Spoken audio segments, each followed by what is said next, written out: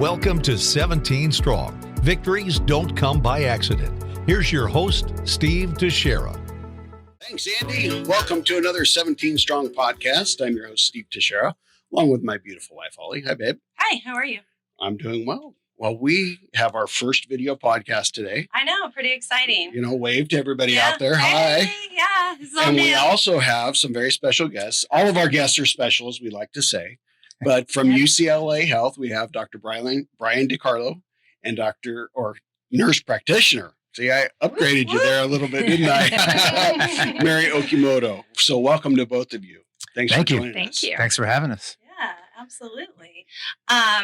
Did you guys have a good day? Busy. Good. Very busy.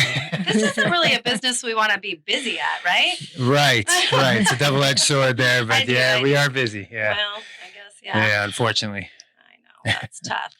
Okay, so I first want to direct my question to Dr. DiCarlo, and I would like to just kind of tell us about yourself. Tell us, like, where you went to school, how you got to this beautiful area that we live in. Sure. Yeah, please. So, I'm a New Yorker. Do you have the accent to go with Can't that? you hear it? You hear You it. haven't heard it yet? Oh, Yeah. certain words. It'll come out. Okay, It'll come good. out. Yeah, Keep it'll talking come out. then. Coffee. Yeah. So I'm a New Yorker, born and raised, grew up on Long Island. Long Island. And went to school in Buffalo, New York, the opposite of this area. Yeah. And went to med school in New York City, did my residency at Cornell in New York City, Smarty fellowship, pants, Cornell. all that stuff. Woo-woo. And then I married a California girl Yeah. How'd you meet her? in residency. Well, actually, I was a medical student. She was a resident. Wow. So, yeah, that's California girls. Scandalous, yeah. Yeah. So I met her in residency, and obviously we started dating. And when I was going through residency and fellowship, she was kind of saying, "Hey, you got to come check out California." I had never been to California in my life, and so she took me out to Santa Barbara, where her sister lived, and I said, "Yeah, I can do this. Yeah, you could do it. Yeah. I'm ready. So as soon as I was graduated, I said, "Hey, let's get on the plane and go." Wow. So Well, especially when you see Santa Barbara. I mean, yeah, Beautiful. I had no idea. yeah. So we ended up looking at Santa Barbara mostly because her sister lived there, but I ended up finding this area in the Central Coast, Santa Maria, San Luis Obispo. Ended up joining a practice in Santa Maria initially. Gotcha. And practiced there for about 4 years, and then ultimately moved up to San Luis Obispo, where I've been practicing with Dignity Health for a few years, and then more recently with my relationship with UCLA, which I've been doing a lot of clinical research for cancer clinical trials. I decided to work with them, and they came up with the idea of opening up a UCLA cancer center here in San Luis Obispo. And I kind of jumped at that opportunity. And so we've had the UCLA Health San Luis Obispo for about a year now. Okay, that's what I was going to say. Yeah. How long has that been? About a year. Right.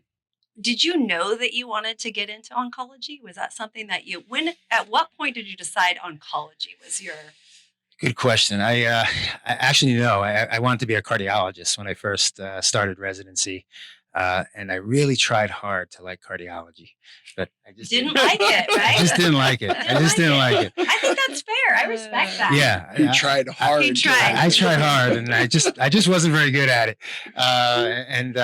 And I trained at Cornell, and they're affiliated with Sloan Kettering, Oh, actually okay. right across the street from each other in the city. So I did a lot of work in both places, and just had a lot of exposure to cancer patients. A lot of young cancer patients, actually. Initially, my first experience was on the leukemia ward, where there was a lot of teenagers or 20-year-old patients, and I just kind of fell in love with taking care of cancer patients and fighting the good fight. And such a high impact. It was really high impact medicine. You're really, trying to save people's lives. Right. So, Okay. and so that's how I kind of just fell in love with it, and just had a lot of exposure to that at Sloan Kettering or Cornell, and ultimately decided to go into that field, which I'm very happy about. Wow. Well, Yeah. we're happy you're in And it. I It takes am- a special person to do that. Appreciate that. Yeah. Steve said exactly what I was going to say because Great minds think alike. I guess that's the truth. That is crazy. But yeah, because I don't think that as a young kid you'd be like, oh yeah, I think I want to go into oncology. That's just it's Right. a gift. It really is a gift, and it is. I'm super thankful that you enjoy it and day in and day out because it's not an easy one. It's definitely not easy. Yeah, You it's can not go an easy replace one. Knees or hips or whatever. Right. And bye bye, see you later. Go Yeah, to rehab yeah. and you're fine. But Well, cancer is kind yeah. of intimate. It's intimate. Yeah. Mhm. I learned early on I can't sew, so I surgery was out right away. I learned that as a medical student. I love that. And, analogy. So surgery, no go. Okay. But the thing with oncology is it's very rewarding. It's very life affirming, Mhm. which a lot of people don't really think about. When at first blush, people say, "How do you do this job?" It's depressing, and it's really the opposite of that. I mean, not to say it's not difficult at times. Oh, sure. Of course, it is, but it's very rewarding. And now there's so much going on in the field. It's really a kind of a golden age in the field, in that we're really making significant improvements. And I think the next 10 years are going to change everything. Yeah. It's going to change Things everything. have changed just since everything's happened with Ryan. Sure. I mean, because completely. they were talking because Ryan was treated at UCLA. Right. And they were talking about the T cells. Do you remember that? Mhm. Yep. And how they were going to modify those T cells. And they weren't doing it yet. Right. And now they're doing Now, that. yeah. It is amazing to me that they can Yep. modify a cell and it work. I mean, call me weird, but I just thought that is incredible. It's science fiction stuff. Right? Yeah. It is. That's a great way to put it. And we're actually the T cell thing you're referring to is actually now standard of care for things like leukemia and lymphoma. Right. It's And amazing. Ryan had leukemia. And so that was what they were. It was like cutting edge at that moment. And that was only 3 years ago. Yeah. So Only been 3 Right. years ago. crazy to think Yeah. that, right? Crazy to Yeah. think that. If you don't mind, I would like to shift to Mary, and I'd like to hear a little bit about you. Yeah, Tell so us about you. I grew up here on the Central Coast. My grandfather taught at Cal Poly, so that kind of brought him out here. My father is a lawyer in town, and I'm one of 6 kids. So Big we family. all- Yep. You don't hear that very often. Lots of athletes. We all, like to play sports and do all that. So I also wanted to be a surgeon. And then I actually babysat for a couple doctors and noted that they didn't see their kids too much. And I was trying to figure out how that would happen as a female, kind of navigating through that world. So that got me looking into nursing and being a nurse practitioner and seeing if perhaps I could have the best of both worlds. And so where did you go to school? I went to University of San Francisco up in the Bay Area, and then worked at UCSF. My first job was in pediatric bone marrow transplant. Ooh. So, and I loved it. Same thing. It was kind of the same, experiences as Dr. DiCarlo, in that I never thought I would go into that. But as soon as I started, I just fell in love with it. And, getting to be around these families during the most vulnerable time in their life. And it is. Yeah. Very and- vulnerable. I mean, I'll never forget Ryan's bone marrow transplant. And feeling like you're making such a huge impact. Yeah. Well, it's a birthday. Very rewarding. It's I mean, they called it Ryan's new birthday. New birthday, right? You know?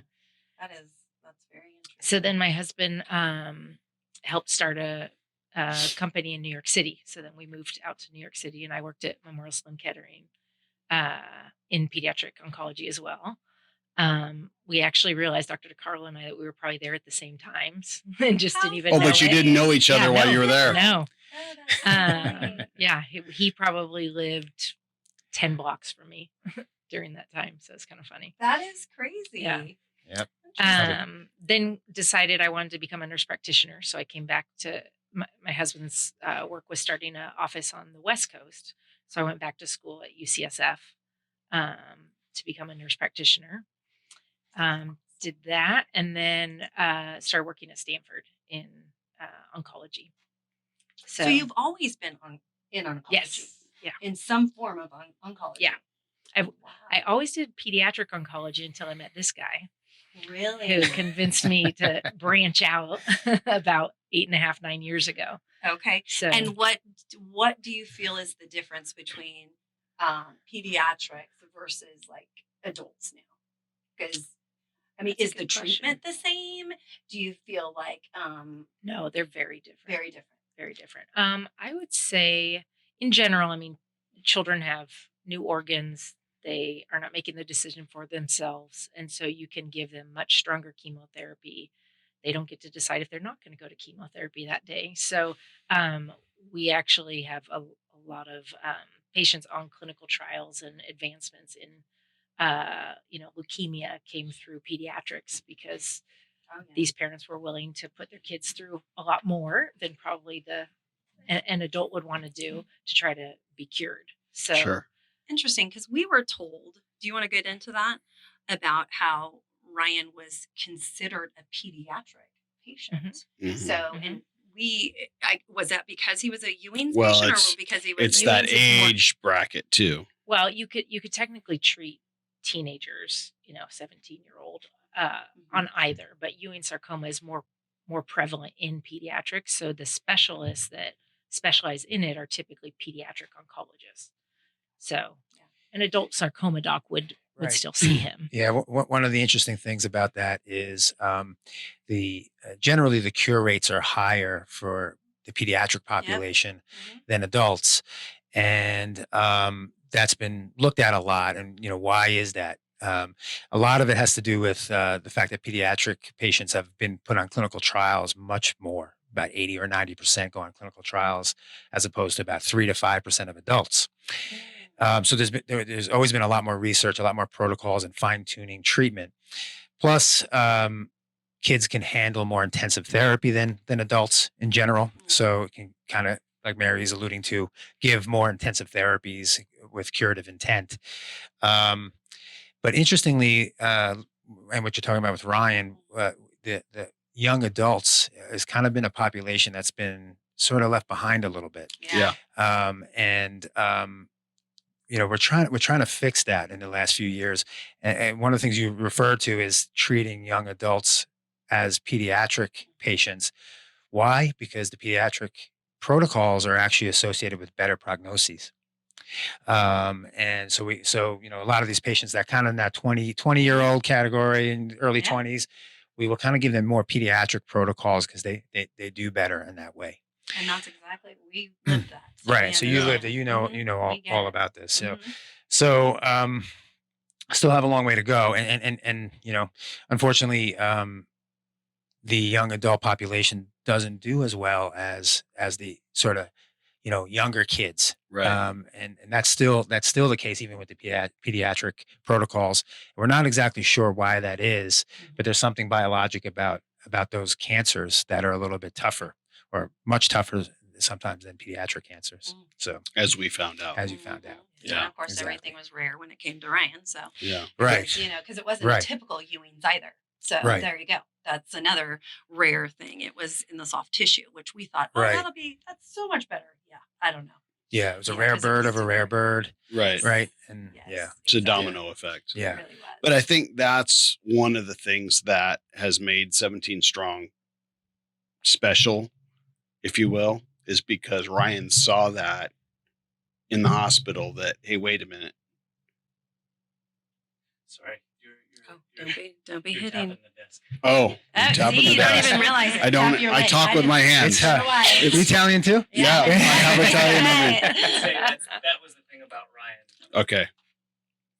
So that was the thing about Ryan as well, is that, you fall into these categories that cancer's for kids or old people, but that middle age bracket is like, okay, what do we do? I remember Ryan's doctors saying, okay, we're going to look at the pediatric side and we're going to look at the adult side, see what trials are going on where, and we're going to make something work. We're going to make Right. something happen. Right. Because you're just in that no man's land. And it's nice to hear you say that, we're making strides, we're making progress in those areas, because that's a forgotten age group. It's no different than what 17 Strong does by granting victory trips. Right. It's a forgotten age group. Right. You know, That's exactly what people you said. forget about cancer has no boundaries. It doesn't matter your race, your religion, your gender, Right. or your age. That's right. It Right. strikes at any time when you least expect it. Right. That's Exactly. so true. So Yeah, I true. mean, what you guys are doing with this is so needed in that population. Because everything you just said, whether it's support for during treatment, after treatment, survivorship. The patients who do beat the cancer, now they have to live with the side effects and the repercussions of that for the rest of their lives, and there's a lot to that. And then research dollars, right? Yeah. Why aren't we not doing trials for 20 to 25-year-olds? Specifically, because it's a different age group, it's a different biology of the disease. So there's a lot we have to learn. Right. Well, and the marketing for pediatric cancer is phenomenal. True. And you see St. Jude, you see Right. Shriners, you see all of these different hospitals with these kids. Well, anybody that has a heart that's tugging on their heartstrings, of course I'll give $10 a month. Right. Well, that $10 pretty soon adds up to 1,000 to 100,000 and so on. Right. But that's where all the education and the research is going, is to these kids. Right. And we're not focusing on what happens after you're not a kid anymore. Yeah. That's exactly right. That is Yep. so true. Yep. So true. So let me ask you this. What is a typical day in your office look like? Let's talk before COVID, and then we'll talk after. What does it look So- like? Either one of you can, both of you can. Yeah. Go ahead, Well, whatever. I'll start and Mary Okay. will jump in.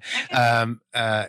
I think that's a great question, because I always feel like I would love to have people sort of follow me around for a day. Mhm. Because oncology in 2020 is really kind of remarkable, and the day is just so amazing in a lot of ways, because first of all, it's very busy. So I typically will see somewhere between 20 and 30 patients in a day, and usually two or three new patients a day. And I'm a community oncologist. So in the community setting, you see every diagnosis that you can think of. So with you don't regards have a specialty. Yeah. So I don't, exactly. I don't specialize in particular, breast cancer, colon cancer, whatever, like you will see if you go down to UCLA main campus or Stanford, Oh, yeah. where you'll see disease specific specialists. So, in this area, in a town like San Luis Obispo, you need to be able to see everything. Yeah.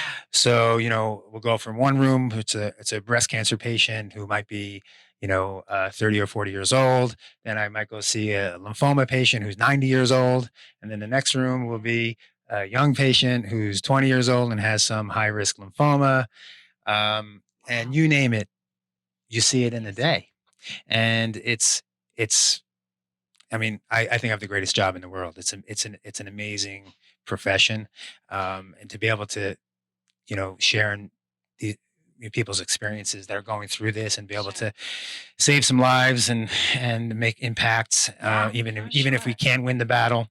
And it's just, it was hard for us, and as community oncologists, is keeping up with all the new treatments. Oh, yeah. Because we have to keep up with it in every single diagnosis. Sure. So it's very difficult. It's become really difficult in the last few years, because of the for good reasons, the change has been so rapid and the advances have been so quick.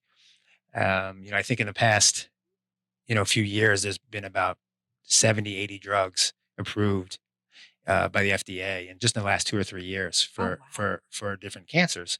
So it's just, just keeping up with that is a challenge.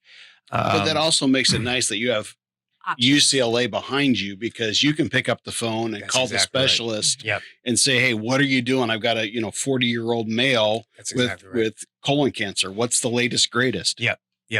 And that's exactly right. So I just pick up the phone or shoot an email and say, hey, I have this patient. What do you think? We have a clinical trial. Should we open up a clinical trial? That's always been my passion, is bringing clinical trials to the community. I think our area is kind of perfect because we're right in the middle of two big cities. Sure. 3-4 hours each way. Mhm. Difficult. You guys know better than anyone making the trip down to LA for treatments or to the Bay Area. So one of the reasons I did this with UCLA is to be able to open the trials here. So we just actually kicked off our research program, and we just opened about 5 or 6 studies with a goal to open up about 20 or 30 at a time. Oh my goodness. And these are, that's amazing. yeah, so we're really excited about it. It's, these are trials that are being done at UCLA. They're the same exact trials that you would get going down there, but you can get all the treatment here in San Luis Obispo and actually never have to go down to LA. Mhm. Wow. So we're trying to bring a lot of those cutting edge new treatments to this area. So that's part of my day too, is kind of, thinking about clinical trials, trying to being an investigator in these trials. So it's overseeing it. So there's a lot to it. It's a lot of fun. Absolutely. I think that's It's fun so too. important to be able to do this in our own backyard, Yeah. because being home or someplace familiar helps the healing process mentally and physically. Right. Because when you're driving to LA, it's exhausting. And then you have time to think about what you're going to go through. And then it's like, well, when am I going to get to come home? I mean, Ryan got to come home once. Right. That was it. That was it. Yeah. He lived in the hospital that whole time. And it's tough. emotionally exhausting, and it's like mentally for that patient, it's like, where's the hope? When do I get to go home? Because everybody wants to go home. Mhm. There's a sense of comfort there, Yeah. Right. That is So true. I think being able to do this here locally is amazing. Do you have a lot of patients that have to be inpatient with treatment? No, that's the minority. The vast majority of oncology is outpatient now. With some exceptions, leukemias, as you know, tend to get these sort of intensive therapies. Bone marrow transplant, of course, is Some of often the sarcoma protocols. protocols, Yeah. things like that are more intensive, that require sort of 24 hours of chemo or Yeah. things like that. But Hydration. in the community setting, that's actually relatively rare. I would say that's 1% of my practice at most. Oh, Yeah. okay. Even some diseases like leukemia and lymphoma, we're really treating on the outpatient side, which I think is good for people I too. think it's great for Because people. get treatment and go home, like you said, Yeah. being at home. Is Yeah. there a particular type of cancer that we see in this area more than another? It's an interesting question. We sort of looked at that a few years ago. There was some interesting question whether or not we see more lymphomas. There is some possible evidence that in agricultural communities there's more lymphoma. When we looked at our data, kind of looking at Santa Barbara and San Luis Obispo counties, it ultimately looked about the same as the national average. So we don't really see it. There's nothing that's really jumping out at us that is really, significantly higher in this area, but Yeah. maybe lymphomas. But more or less, if you look at the data, it really mirrors national averages, and it's kind of just a slice of a population. Wow. Yeah. What do you think, either one of you, for this question, what do you think is one of the causes for a higher, I'm going to call it higher. I don't have that scientific backing to prove it, but it's just what we see because we see it all the time. Yeah. Is the millennials and the younger people with a higher cancer rate. What do we think's causing that? Where do we think that's coming from? Is it our diet? Is it, I know that was the first thing I was going to say. Food. I don't know. Is right. it? Right. is there anything out there that's saying this is a culprit? Not to my knowledge. There's a lot of research looking into this because there are a lot of young adults. It actually comes back to that same population. I think, Mary, you can correct me if I'm wrong, but I think the pediatric numbers have been relatively stable over the years. Yeah. Like how many 0.5% increase per year about is it? Okay. Yeah. Yeah. And that's for incidence. up to what age though? Probably up to, I'd say 15. A lot of 15? the statistics go up to 15. Okay. Yeah, I think that's about right. So like, the number of leukemias per year, if you kind of look at year to year, kind of about the same. But that can But- also be secondary to better diagnostics. Yeah. People bringing, the patient in earlier. Earlier diagnosis, Yeah. things like that.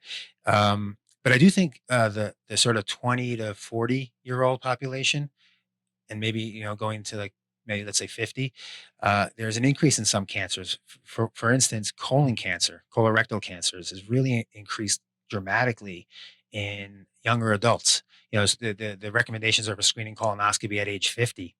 Some of the committees out there that do the recommendations actually recently said we should go down to 45 because we're seeing more younger colon cancer. Question is why, right? And we really don't know. A lot of it is thought to be diet related. Western diet. Less healthy, a little bit more obesity, and could be doing it. Is it some kind of environmental exposure? We just don't know. There's no smoking gun. Yeah, No. exactly. Yeah. It's a complex issue. Yeah. Yeah, that's crazy. That is really crazy. Now let's talk about COVID. Let's talk about Yeah. So, Mary, what changed? I mean, everybody came in with face masks on today, and we did our hand sanitizer, and we played by the rules. But so my world hasn't changed that much, just because pediatric cancer families are so used to socially distancing. right. They haven't left their houses right. normally, so it hasn't been that different for them. I've even heard people say, "Well, now you know how we feel." All year. Oh yeah. So my world has we totally related. I mean, Yeah. That's interesting. Yeah. Oh yeah. So my world has very little empathy for those people out there that are complaining about having to wear a mask or not being able to go places. So that's been, kind of interesting to see the other side of that. Sure. For my patients. With work, I think there's a lot more rules and regulations behind it, which is probably a good thing. Mm-hmm. We haven't actually had a single patient diagnosed, which is great. That's amazing. Yeah. That's great. And, in general, cancer patients are pretty good about staying away from sick people. Right. They're not necessarily going to travel across the world in the midst of what's going on. So I think our patients are savvy in general about, Knowing being what they can and safe, cannot do. doing a good job with Right. hand washing and staying away from sick contacts and whatnot. That's great. That's really good, because that's the first thing that I thought of is, wow, we've done this before, Yeah. So, Yeah. wiping down the Right. phone, wiping down the, Mhm. the light switches and, The menus, all that stuff. Yeah, so that's interesting. Yeah. And, obviously you only go out when you want, when you need to, it's, Right.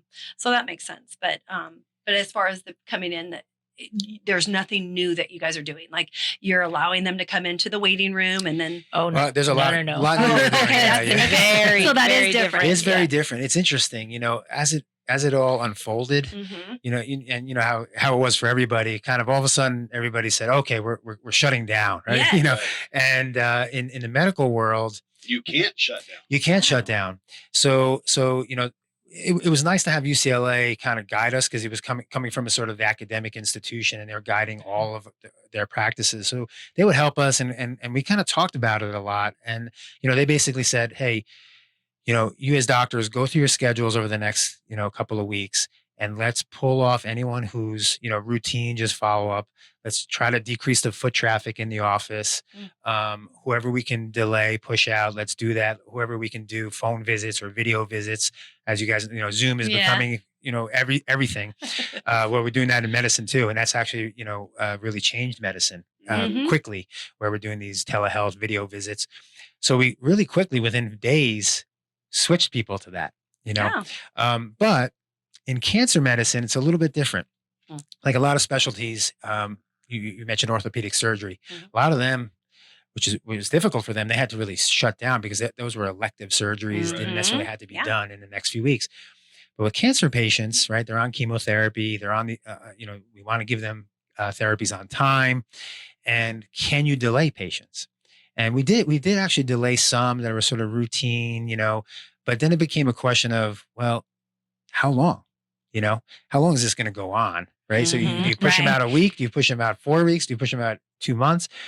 And it became that question. And we, at the end of the day, we ended up treating most of our patients Mhm. as we normally would, and just really instituted the safeguards that that we're all doing, Yeah. and all the medical offices are doing. So we, for instance, we keep our waiting room free of patients, and Yeah, we bring them empty. right in, and screen them, temperature screening. And, Okay. and So you obviously do all the those things. temperature thing. We're wearing masks.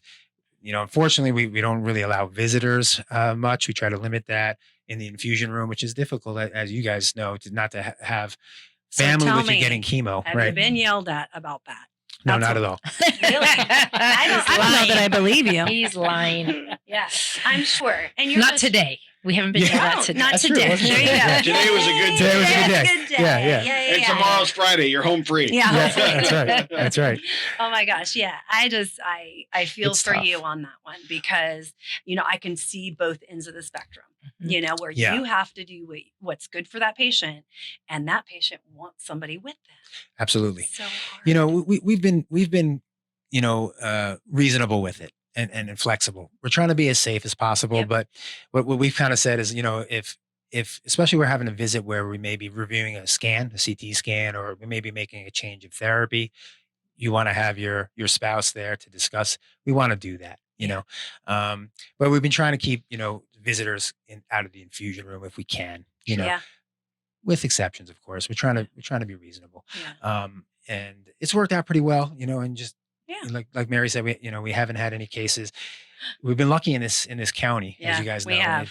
There hasn't been nearly the number of cases as other places. So from Yeah. that point of view, we've Just been lucky. Santa Barbara County is being hammered. Yeah. So, Right. Yeah. Yeah, exactly. But- So Yeah, I think So- that has to do with the prison or whatever. I don't know what Right. ends up happening, but right. yeah, it's in San Luis County. It's a lot better. So I'm thankful for that. Mary, So what thankful. are you telling your patients with COVID? Do they have to do anything different now? What does their life look like right now while COVID's still the forefront? I would actually say their lives aren't that different. Mhm. I think these are things that they've already been cognizant of. They're already, nervous about getting the flu during Yep. the winter months, and they're nervous about sending their kids to school because Mhm. snotty Jane, who sits next to my son, is going to get him Yep. sick. So I feel like it really hasn't changed that much. I think in pediatrics, because we haven't seen as sick of patients, I don't see the parents as scared, just because they feel that perhaps it won't happen to my child because it's happening more so to adults. We'll see Right, as some right. of this newer data comes out. Yeah. They might be a little bit more scared, but we do have this little bubble around St. Louis that, Yeah. that has kind of helped us not Worry become so too much. reactive. Mhm. Right. Yeah. Yeah. No, I agree. It's interesting. Yeah. I was just going to add that I think it was more fear in the beginning. Mhm. We got, we were flooded with phone calls as you would imagine. Oh yeah. Can I do this? Can I go to the store? Can I see my daughter in San Francisco? Is it safe to get on a plane? All those things. Mhm. And they were difficult questions because we didn't really know Yeah, the we answers. didn't Yeah. And we've erred on the conservative side, Which you have but to do. which you have Yeah. to do. Absolutely. But it's interesting, cancer patients are particularly resilient, right? And I think it's been amazing how people have really gone on with their therapy and, haven't been Sick. scared away, Mhm. and That is true. we just haven't had patients not show up for chemo. You think people just say, hey, I'm not going to a doctor's office, right? Yeah. Mhm. That really hasn't happened, interestingly. That's great. Yeah. No, that's good. That's really good. I think I'd be more scared going to the grocery store than the doctor's. I Yeah. know. I mean, Oh, yeah. Yeah. Yeah. Really. That's so true. So, Okay. This is a little bit of a hard question for me, but how much communication do you have with Dr. Fetterman? Dr. Fetterman was Ryan's doctor. I talk to him all the time. Okay. His team. we yeah. love Dr. Fetterman. Yeah. I have a and special place in Kathy my and heart. Marjorie. Oh, and- love them all. Yeah. Yeah. Yeah. They're great. Yeah. Steve was, let me just tell you a little bit about our story. I'm very outgoing and I was always like, yeah, the more the merrier, a lot like Ryan. And after this diagnosis, it completely changed me. Steve is more the outgoing one. And I'm the more like I don't know about that. but business. I'm not here to make friends. I don't want to make you friends because this is not what I wanted. This isn't what I signed up for. And so that was kind of my mentality of it a little bit. When the first diagnosis happened, I tried to let my guard down and it didn't really go in my favor. So when the second diagnosis hit, I was tunnel vision and I don't know you. Sure. I don't care what's going on in the room next to me. I don't Right. care what's going on. I don't care. I am walking this out the way I have to walk it out. Do you know what I mean? Mhm. Everybody has their own way Everybody of does doing it it. different. And that was Mhm. how I did it. He was the one talking to everybody. And I was like, you go ahead, you do you. But I have to do what I was in survival mode. That's Yep. what Well, I and I learned. think sometimes you get rid of the fluff. You know, you're not going to spend your time on No. you know, chatting to this person and that person. You've got your goal. Exactly. You're But looking it at also you for know. us, I was a paramedic. Mhm. So I had Yeah. the basic anatomy and physiology. He knew and, just enough to be and- dangerous. Right. So when they're talking levels, I know what they're talking about. Right. And when it's time for rounds, I could be a part of it and I knew where we were at, where we were going, what the plan was. Right. And if I had a question, I could talk at a medical level that we all could communicate on. And that was a benefit. Mhm. A lot of It people helps. Yeah. don't Oh, have yeah. that luxury. Yeah. And what we tell everybody that is diagnosed with any, and we've had several friends that unfortunately have been recently diagnosed.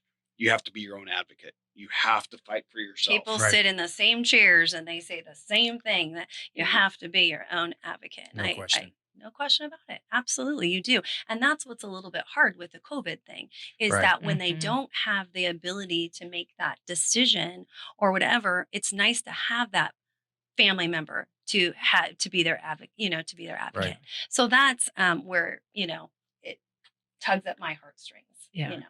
We've been very understanding of that in our clinic. You know, we let people have the family member come who's important to them. We Sure. have had several visits where people are on FaceTime. Another nice. person is, on the Sure. phone. Whatever makes them feel Yeah. a little Yeah. bit more That comfortable. works actually pretty well. Yeah, that is. But That it's is not- really great. It's not perfect, but Yeah, it's Right. I yeah, know. yeah. I know. It is a blessing being in that bubble, like you talked about. right. Because I can Yeah. only imagine if we were doing this right now at UCLA, Los Angeles, Right. how it would be different. I don't know that there would be any coming and going. I can't. Yeah. A My lot of my heart hospitals won't let you. hurts for those pediatric kids that are in there by themselves because their parents can't come and go right Yeah. now. Right. Whatever That's that looks like. heartbreaking. And I don't know how it's set up, but as bad as this is in the big cities, I'm sure the lockdowns are very, yeah. very tight. I had a teenager admitted last week locally, and they would not let the parents come and go. So whoever came on day one had to stay until the patient was discharged. Wow. So Yeah, that's It makes it It's tough. tough. makes Yeah. it It's tough. Makes Yeah, it tough. I know. But Steve and I did it. We were there. I mean, we were able to come and go, but there was weeks at a time where you're taking a shower in the You hospital just live in there. shower. Yeah. Yeah. You do. You Yeah. live in this little room and you do it. You figure it out and you do it. That's So right. that makes me happy that you guys talk to Fetterman and Yeah. that he's Mary does all the time. Yeah, Yeah. that he's Yeah. involved. Tell them and- we said hi. Yes, please I will. do. And actually, Yeah. I did shoot him an email not very long ago, and you guys had referred one of your patients to 17 Strong, and when I saw it on the paperwork, my heart went, oh my gosh, Mhm. Dr. Fetterman. Yeah. So that was. but there's such a good sarcoma team that's really where I It's- want the local people to go. When I hear Exactly. that there's a new sarcoma patient, I'm just really impressed by them. So Yeah. Yeah, No, so are we. we, But, we love them. yeah. Yeah. So let's It's- talk about some good news because you guys through UCLA Health have referred Several. countless. Several. Yeah. um, So first of all, I guess I want to ask, did you follow Ryan's story? How did you? I did. You did. Yeah. Okay, so you followed the whole story. Multiple people reached out to me and said, you need to call this family. You need to, tell them And you're did you call? available.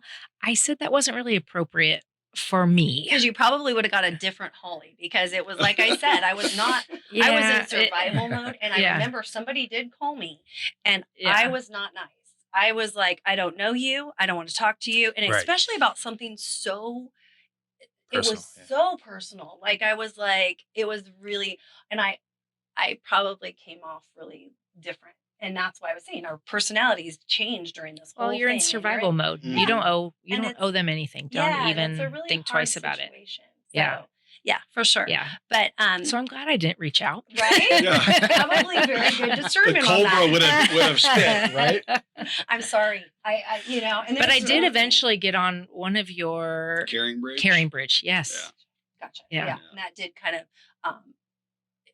people would ask me, probably silly questions they'd say, well, did you read The Caring Bridge? No, I'm living it. Thank you very much. Why do I need to read that too? I don't need to read it. Yeah, thanks. yeah, but yeah. no.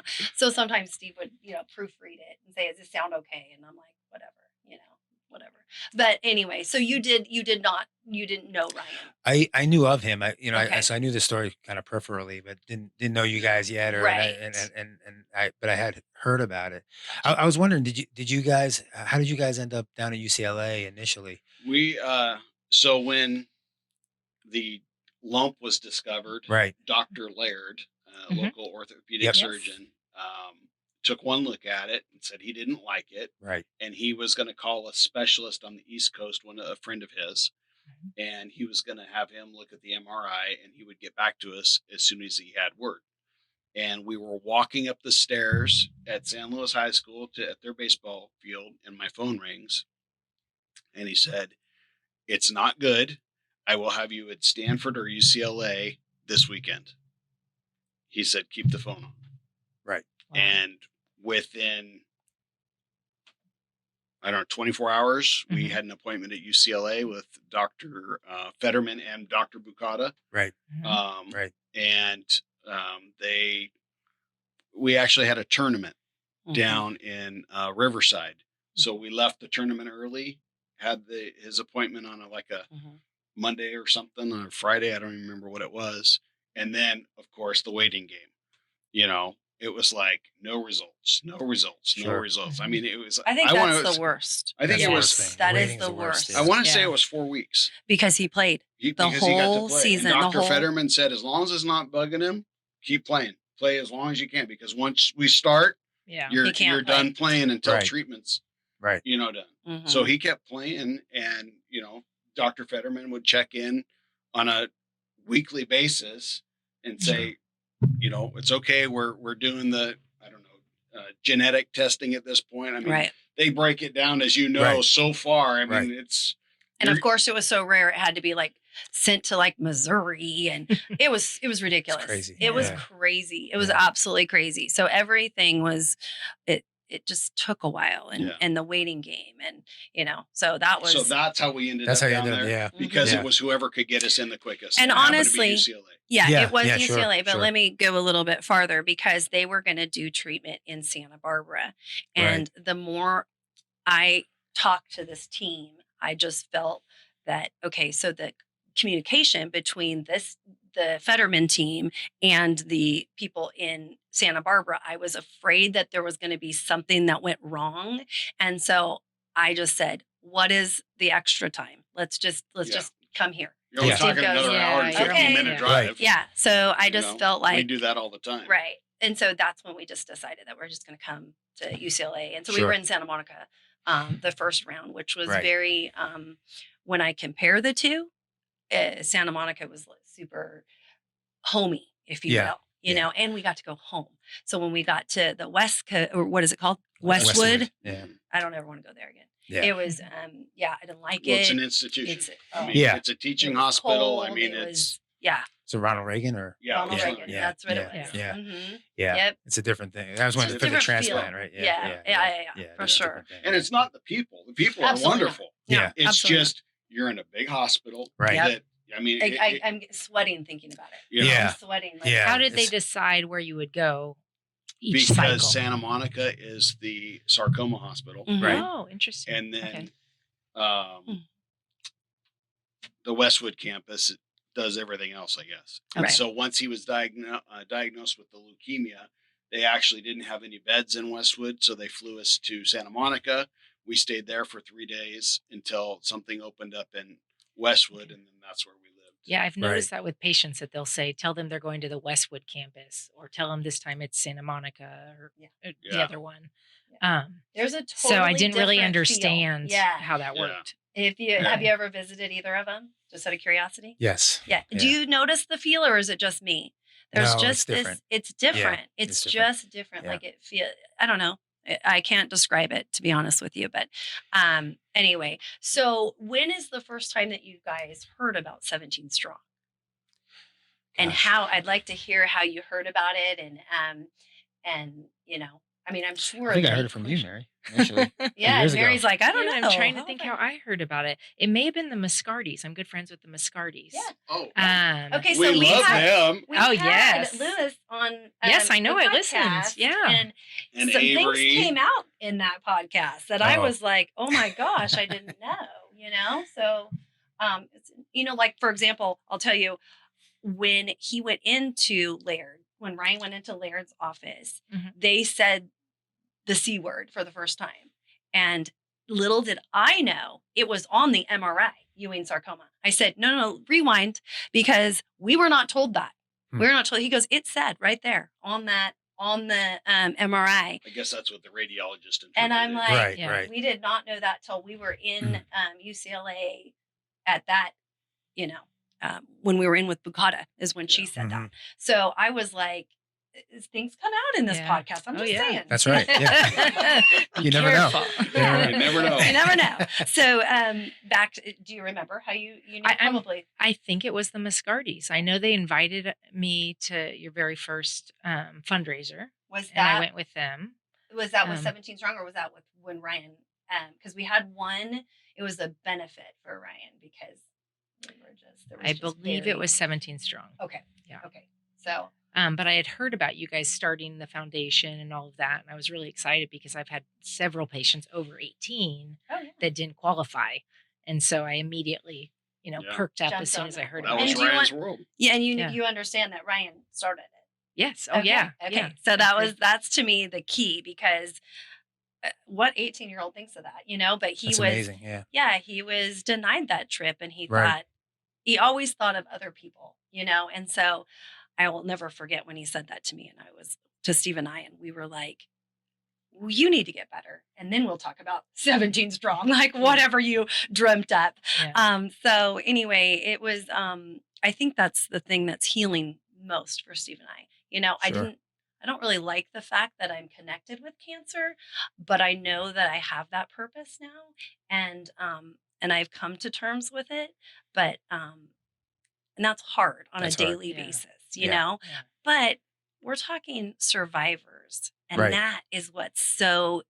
It motivates me and encourages me that people can beat this, Yeah. and and that's what it's about. And I don't know, it's great to be able to do something wonderful for these patients. I mean, it's amazing he had the forethought to think about that. You'll have to You know, tell him that's but- the Yeah, story you have to about tell me. how you Well, about but how you basically they came into him and they said, you qualify for Make-A-Wish, Right. plan where you want to go, da da da da. Right.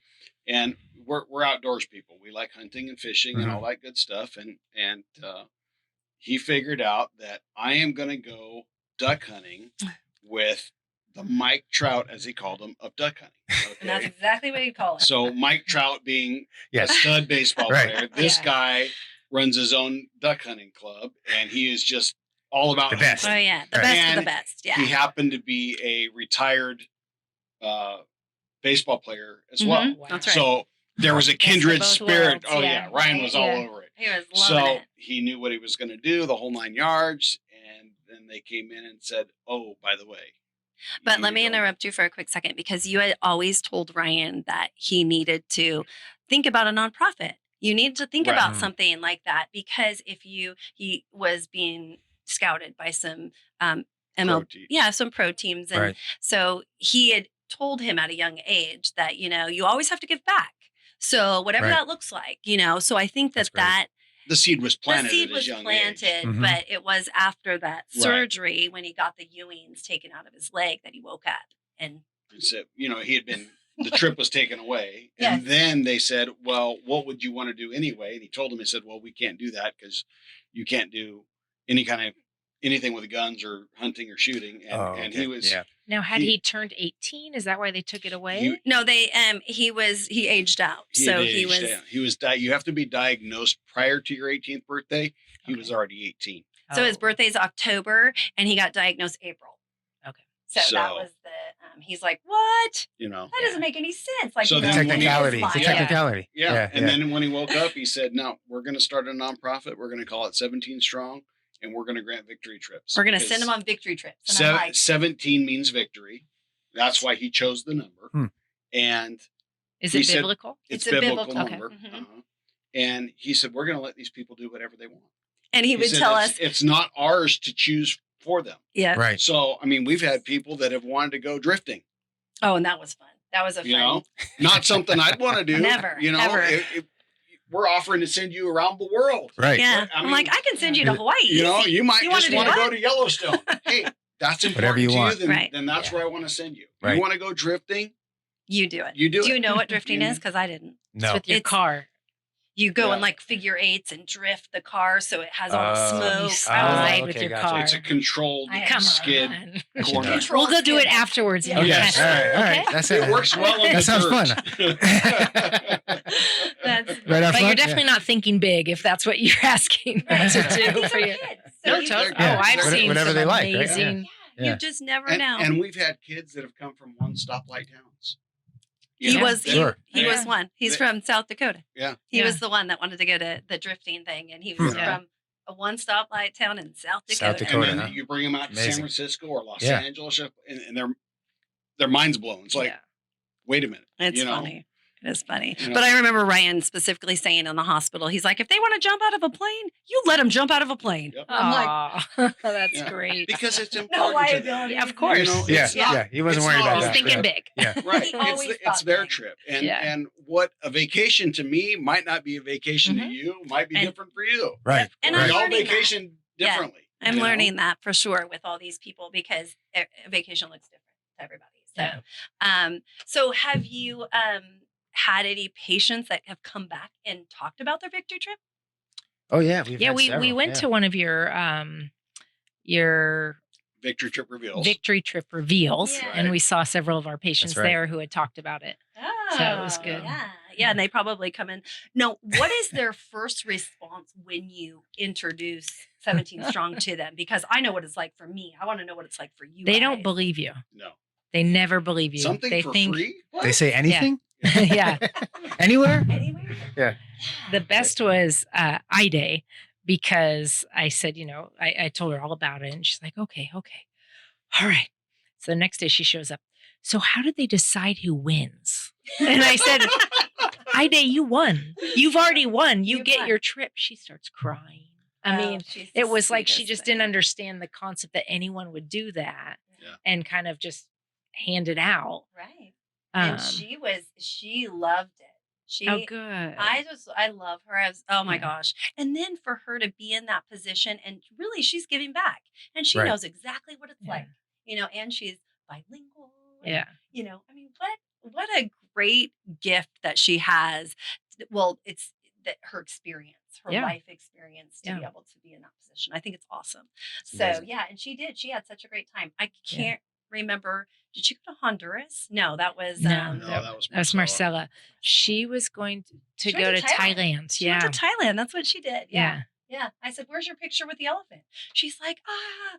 Yeah, she's so funny. I really Yeah. like her. She's great. Yeah. They all So- think there's a catch at first, Right. People What's the did, catch? Because Yeah. the old Yeah. adage is there's nothing for free. Yes, You know? and that's Exactly. true. I love sitting next, like across the table when we're, at a coffee shop, and they will be like, it's the funniest thing. They're like at an interview, and I'm like, you already have the trip. You already won. Yeah. So, you don't like, have to impress. Yeah, me. you don't have to impress Yeah. me. Like, but they're like, yes, ma'am, yes, and I'm like, oh my gosh, like, I'm just trying to get to It's know them, darling. Right. and it's really sweet, and they're, they still think that they're on the hook, like.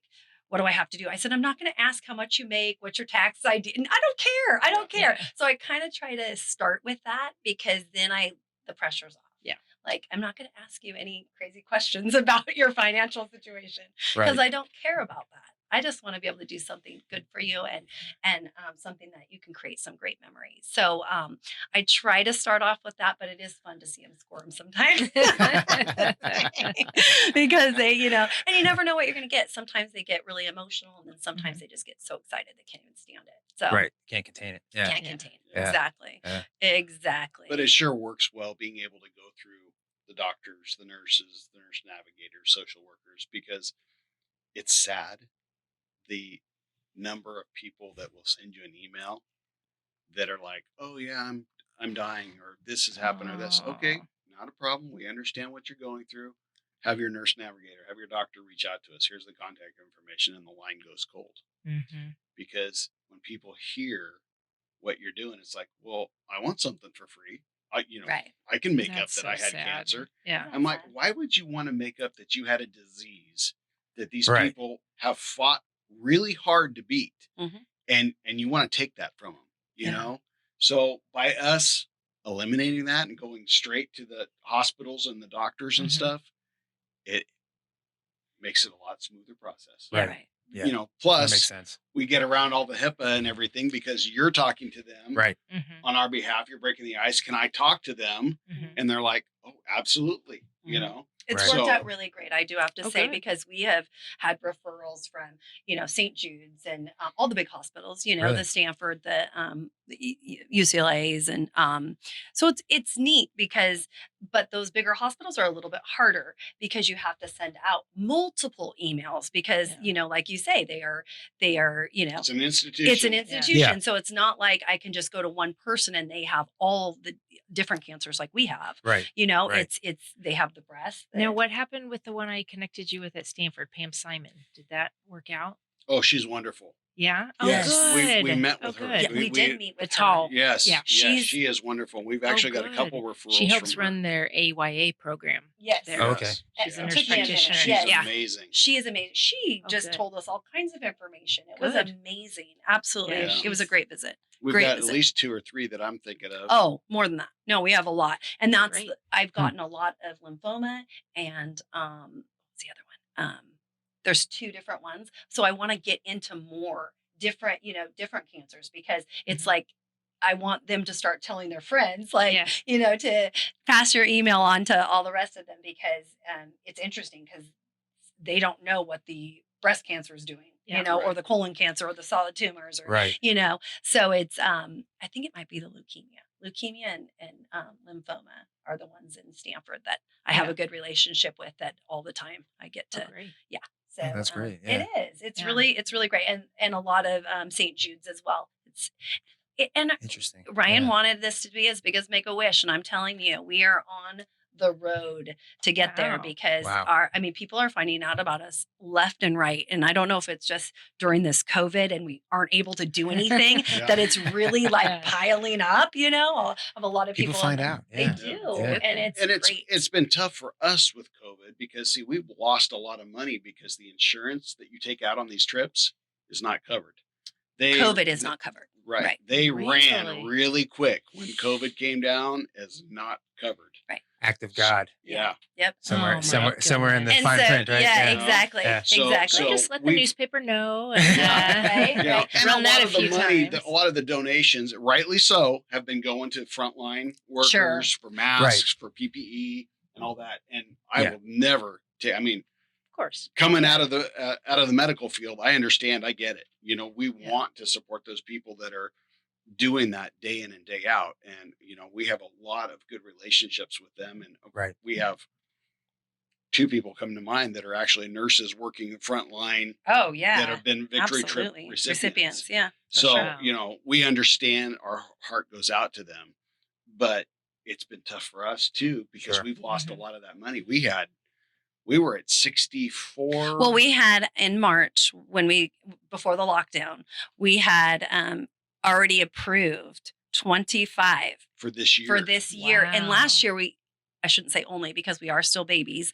We only had 28 in 2019. So we were at, 25 already. So it in was going to put us March. well so into we the were 60s. like, yeah, Wow. we're going to do this Wow. year. And then And, COVID. Yeah. and so Time now out. and rightly so, because the doctors are not approving any travel right now. I Yeah. mean, and that's okay. most of these patients are like, I want this thing to blow over. you Yeah, know? they don't want to. No. They don't Yeah, want it. They exactly. don't want to Push chance envelope. it. You know? Yeah. But I do But, have to say the disappointment. Yeah. And they're so looking Yeah. forward to this Right. and they're so disappointed. But we've talked to them and we just told them, this is just postponing. We're Yeah. just postponing it. It's Yeah, not that We're you not don't. taking it away. We're not taking it away from you. Absolutely not. So that helps a little bit. And I know it eases their mind.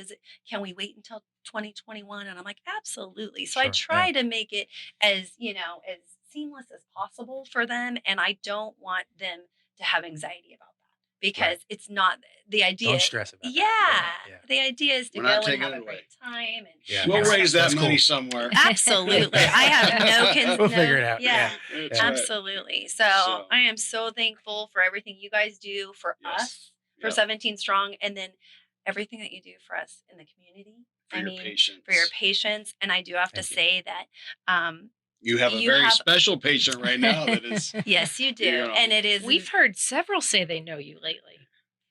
We know you've got Yeah. good friends, but I've heard others too. Wow. say And that I they have to know you. say, too, that, I hope that's good. that I know. I don't know what she's talking about over here. But the reputation. I don't look good in orange, I swear. Yeah. He always says that. I don't look good in orange. I'm like, yeah. Anyway, but I just want to tell you guys that, you know, your reputation from our perspectives and your patients is amazing. I mean, they Thank love you, they respect you, they trust you, and that is something to be, oh my gosh, I know having somebody that really cares about you in this time, very difficult time, is amazing. So I really, truly want to thank you guys for everything that you guys do. So 17 amazing. Strong Yeah. would be Wow. the same without you. So I appreciate that. yeah, We absolutely. appreciate that. Absolutely. And That's it what is- it's all about, right? It Yeah. is. Yeah. It's working together as a community and coming together and doing something good. And Right. I believe that. And that we get to, you know, honor our son in doing every Right. single one.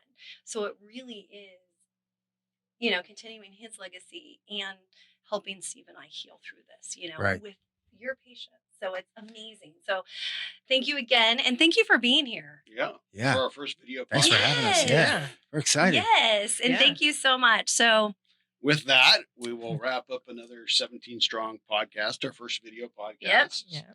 So again, thank you both for being here. And for our production engineer, Nate Hand, who's back there in the yes, back. thank with, you, Nate. Clay Jar Media, thank you. And to our sponsors, thank you very much. Yep. You've been listening to 17 Strong. Victories don't come by accident. To be part of the show, make a donation, or request more information, go to 17strong.org. That's SEVENTEEN strong.org.